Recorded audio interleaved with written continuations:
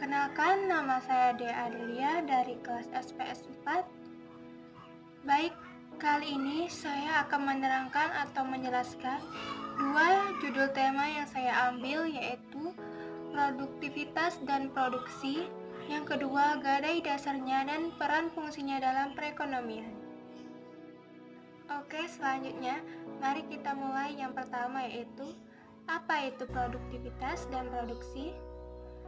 Dalam bahasa Arab, arti produksi dalam al-intaj dari kata nataja yang berarti mewujudkan atau mengadakan sesuatu atau pelayanan jasa yang jelas dengan menurut adanya bantuan penggabungan unsur-unsur produksi yang terbingkai dalam waktu terbatas. Produksi adalah menciptakan manfaat atas suatu benda. Secara terminologi, kata produksi berarti menciptakan dan menambah kegunaan atau nilai guna. Dalam bahasa Inggris, produktivitas adalah productivity yang berasal dari kata produk yang berarti menghasilkan dan mengaktiviti atau kegiatan. Jadi, produktivitas berarti kegiatan yang menghasilkan suatu barang atau jasa. Baik, saya akan membacakan salah satu surat yang berkaitan dengan judul tema kita, yaitu Quran Surat An-Nahl ayat 14 yang berbunyi, Bismillahirrahmanirrahim. Wa huwallazi saharal bahra litakulu minhu lahman tariyyan wa tastariju minhu ilyatan talbasunaha wa taral fulka mawahira fi walitabtahu min fadli wa'allakum tashkurun, yang artinya, dan dialah Allah yang mendudukkan lautan untukmu agar kamu dapat makan daripadanya daging yang segar atau ikan, dan kamu mengeluarkan dari lautan itu perhiasan yang kamu pakai, dan kamu melihat bahtera berlayar padanya, dan supaya kamu mencari keuntungan dari karunia-Nya, dan supaya kamu bersyukur. Tafsir Al-Muyassar, Kementerian Agama Saudi Arabia, mengatakan, Allah Subhanahu menundukkan lautan untuk kalian. Allah membuat kalian mampu berlayar dan mengeluarkan isi kandungannya untuk kalian makan. Dari apa yang kalian tangkap berupa daging ikan yang lembut lagi segar. Dan darinya kalian mengeluarkan perhiasan yang dipakai oleh kaum wanita kalian seperti mutiara. Kamu melihat kapal-kapal membelah ombak lautan. Kalian menaikinya perahu-perahu untuk mencari karunia Allah berupa laba perdagangan, dan dengan harapan kalian mau bersyukur kepada Allah atas apa yang telah Dia limpahkan sebagai nikmat kepada kalian, dan kalian mengesahkannya dan menyembah hanya kepadanya semata. Lalu selanjutnya dari Tafsir Al-Muhtasar di bawah pengawasan Syekh Dr. Salih bin Abdullah bin Humaid. Allah mendudukkan lautan bagi kalian agar kalian dapat makan daging yang lembut dan nikmat dari ikan dan sejenisnya, dan agar kalian dapat mengeluarkan perhiasan setelah menyelam untuk mendapatkan mutiara dan marjan. Dan kamu melihat kapal-kapal yang membelah ombak lautan ketika pulang dan pergi mengangkut barang-barang kalian, dan agar kalian dapat mencari rezeki dengan berniaga sehingga kalian dapat bersyukur kepada Tuhan kalian dengan perkataan dan perbuatan atas segala kenikmatan yang tidak terhitung ini. Adapun menurut Imam Ibnu Jarir Al-Tabari, ayat berbicara mengenai nikmat Allah kepada makhluknya berupa menundukkan segala hal yang ada di lautan bagi manusia. Laut dapat diartikan dengan laut dengan airnya yang asin maupun sungai yang airnya tawar. Kedua tempat tersebut diberikan Allah Subhanahu wa Ta'ala kepada manusia agar dapat digunakan dengan sebaik mungkin. Sebagaimana laut yang airnya asin Maka dalam tempat tersebut terdapat berbagai jenis makhluk, baik berupa hewan seperti ikan, karang, ganggang laut, dan kerang. Lalu di sungai yang airnya tawar terdapat berbagai makhluk seperti ikan, buaya, tumbuh-tumbuhan, dan lainnya. Tentunya dari beberapa hal tersebut dapat digunakan oleh manusia dalam rangka mencari penghidupan. Makna yang terkandung dalam surat ini yaitu manusia dapat mengambil manfaat dari lautan tersebut seperti mengonsumsi daging segar berupa ikan, lalu dapat pula membudidayakannya makhluk hidup di lautan seperti mutiara yang keluar dari cangkang kerang juga permata. Keduanya memiliki fungsi sebagai aksesoris, juga perhiasan yang memiliki estetika tinggi. Begitu pula dengan di air tawar seperti sungai. Manusia pun dapat memanfaatkannya apapun yang ada di sungai untuk kehidupan. Sebagai contoh di Indonesia terdapat tumbuhan eceng gondok. Memang tanaman berbahaya bagi ikan-ikan di sungai. Namun jika dapat membudidayakannya dengan baik, eceng gondok bermanfaat bagi keseharian seperti adanya kerajinan kursi yang terbuat dari eceng gondok. Selain itu ada pula yang memakan ikan dari sungai seperti mujair dan lele. Laut merupakan salah satu bentuk ciptaan Allah Subhanahu wa Ta'ala. Eksistensi laut amatlah penting bagi kehidupan umat manusia. Dari laut, manusia dapat mengenal berbagai jenis hewan dan tumbuhan yang ada. Tentu ada yang dapat dikonsumsi dan ada pula yang tidak. Manusia pun mengenal jenis perhiasan yang berasal dari makhluk yang ada di laut, seperti adanya mutiara yang berasal dari cangkang kerang.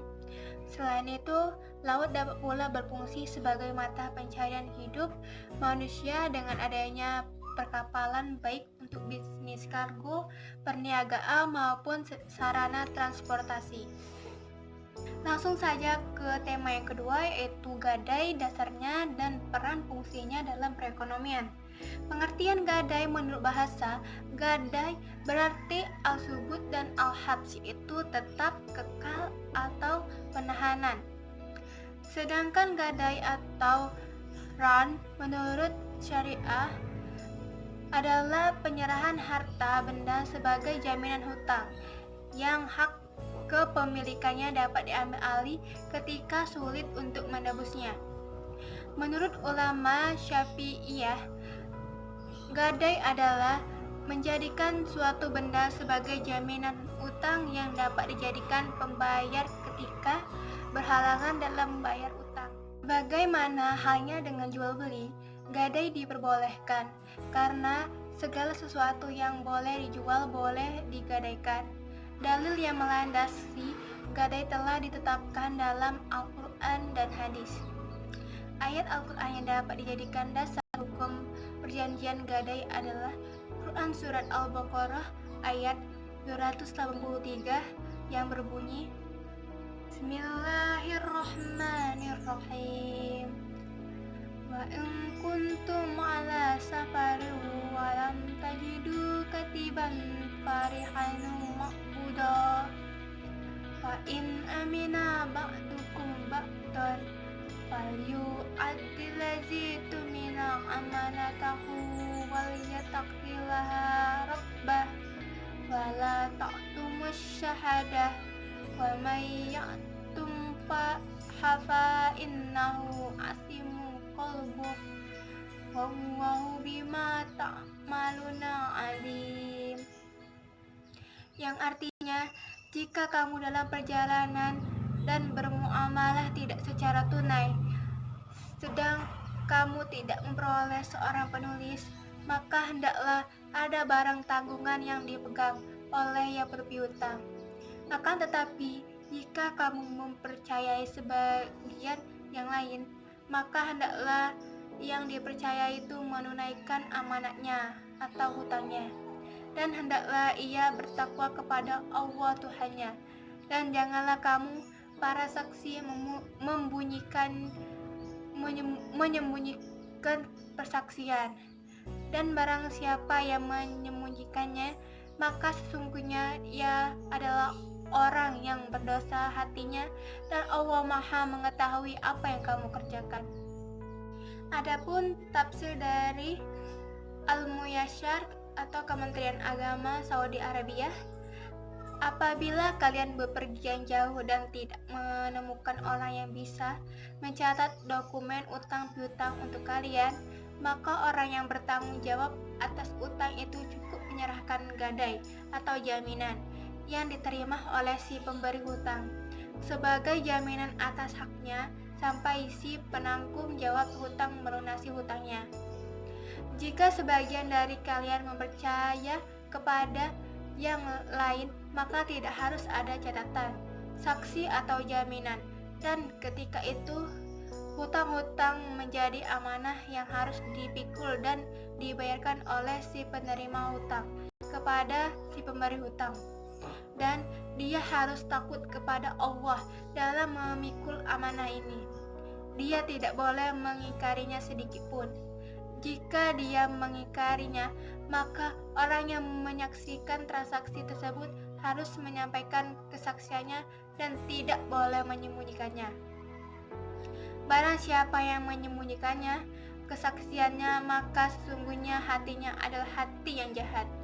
Dan Allah Maha mengetahui apa yang kalian perbuat. Tidak ada sesuatu pun yang luput dari pengetahuannya.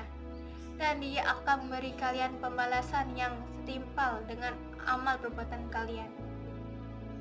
Ada pula dari tafsir Al-Wajiz atau Syekh Profesor Dr. Wahbah Az-Zuhali, pakar fikih dan tafsir negeri Suriah. Faedah-faedah dari ayat ini yaitu: yang pertama, firman Allah, maka hendaklah ada barang tanggungan yang dipegang oleh yang berhutang dapat dijadikan dalil bahwasanya bila terjadi perselisihan antara pihak penggadaian dengan pihak yang memiliki hutang tentang jumlah hutang yang diambil dengan barang jaminan, maka yang diterima perkataannya adalah orang yang memiliki piutang itu, yaitu pemilik hak, karena Allah menjadikan barang jaminan sebagai bukti yang kuat. Karena tidak diterima perkataannya dalam hal itu, niscaya bukti itu tidak akan ada, karena tidak ada pencatatan dan saksi-saksi. Yang kedua, bahwasanya boleh bermuamalah tanpa adanya pencatatan, dokumentasi maupun saksi-saksi atas dasar firman Allah. Akan tetapi, jika sebagian kamu mempercayai dengan sebagian yang lain, maka hendaklah yang dipercayai itu menunaikan amanatnya atau hutangnya. Namun dalam kondisi yang seperti ini, dibutuhkan sifat ketakwaan dan takut kepada Allah. Karena jika tidak demikian, maka pemilik hak dalam posisi itu, dalam kondisi seperti ini, Allah memerintahkan orang yang menanggung hak orang lain untuk bertakwa kepada Allah dan menunaikan amanat yang ditanggungjawabnya. Yang ketiga, bahwasanya orang yang percaya orang yang bermuamalah dengannya, maka sesungguhnya ia telah melakukan kebaikan yang besar terhadapnya dan ia ridho terhadap agama dan amanahnya. Sehingga orang yang menanggung hak orang lain memiliki kewajiban yang semakin kuat untuk menunaikan amanat itu dari dua sisi. Yang pertama, menunaikan hak Allah dan melaksanakannya perintah-perintahnya. Dan yang kedua, pemenuhan hak temanya yang telah meridhoi amanahnya dan mempercayai dirinya. Yang terakhir, nomor 4, haram membunyikan persaksian yang bermuamalah, dan bahwa orang yang melakukan hal itu hatinya benar-benar telah berdosa, yang merupakan pengendalian seluruh anggota tubuh. Hal itu dikarenakan menyembunyikan hal tersebut adalah seperti persaksian yang batil dan yang berdusta, yang mengakibatkan hilangnya hak-hak, rusaknya muamalah, dan dosa bagi orang-orang yang melakukan hal tersebut, dan orang yang menanggung hak orang lain tersebut. Adapun dibatasinya penggadaian dengan bepergian musafir. Padahal hal itu boleh saja dilakukan pada mukmin maupun berpergian adalah karena kebutuhan akan hal tersebut dan karena tidak ada juru tulis maupun saksi.